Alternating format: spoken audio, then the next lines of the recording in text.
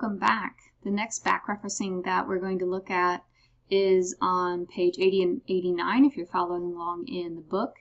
And if not, I think that it's helpful for understanding how to match sequences. So, the way that we're going to do this is to start off looking at a text string.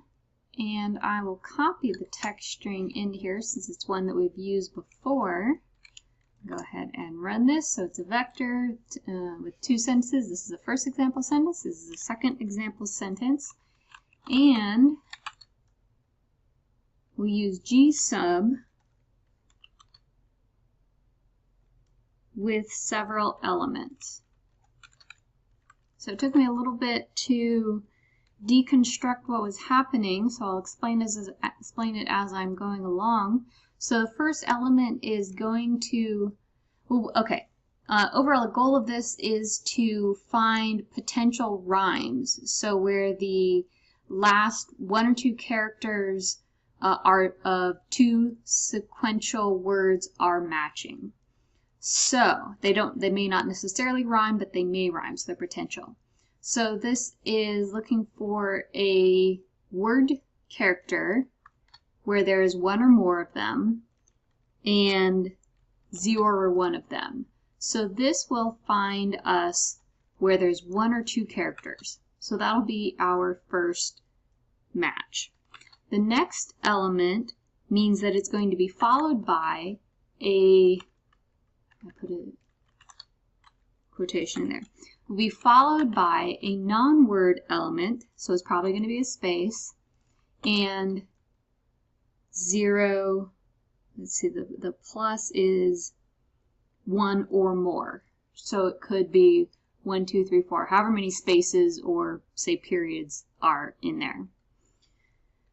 And within this same sequence, so say it's a space, and then we want the beginning of the very next word. So it's going to be a word character, and this can be 0 or more, so it's going to find all the beginning of the word and 0 or 1. So 0 or more, 0 or 1. Okay, so it's finding the beginning of the word, but it could end up being 0 because 0 or more, 0 or 1. Maybe there's nothing before the match. In this case, the rhyme will be there, or the match will be there, and there's actually no more to the word. So that would be a case where I would say that it's using that.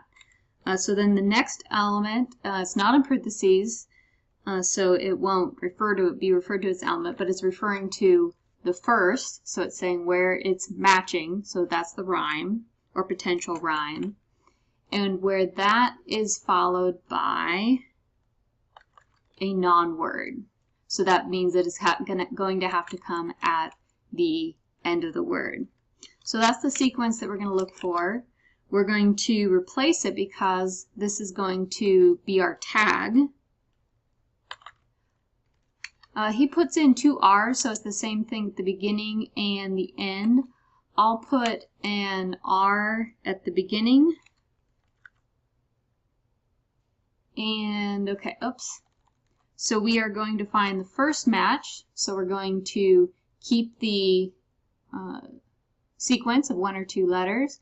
We're going to put a tag after that first word. And then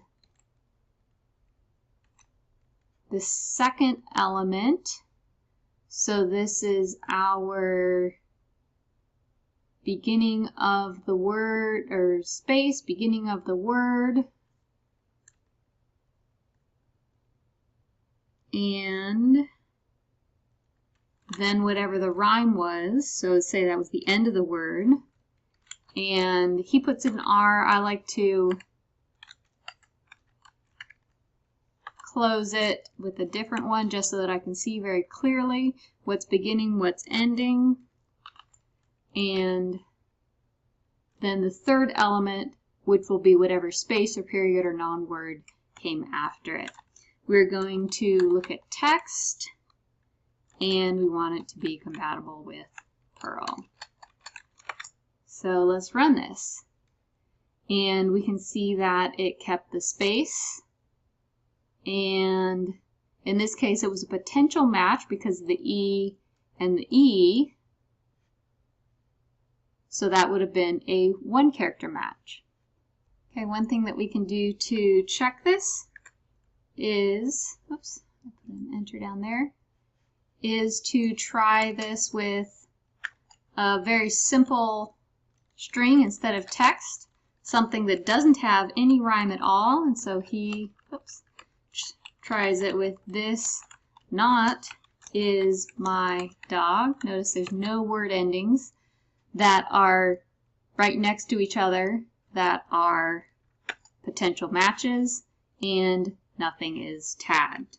So the very last thing that he notes would be simpler, and it's a very small change. Instead of finding the non-word at the end and replacing it as an element, we could just look for the break, and then we don't need to replace anything. And I will come back to doing this with text. And there we have found them again, and it's exactly the same as with the finding the non-word. And that's where we'll end.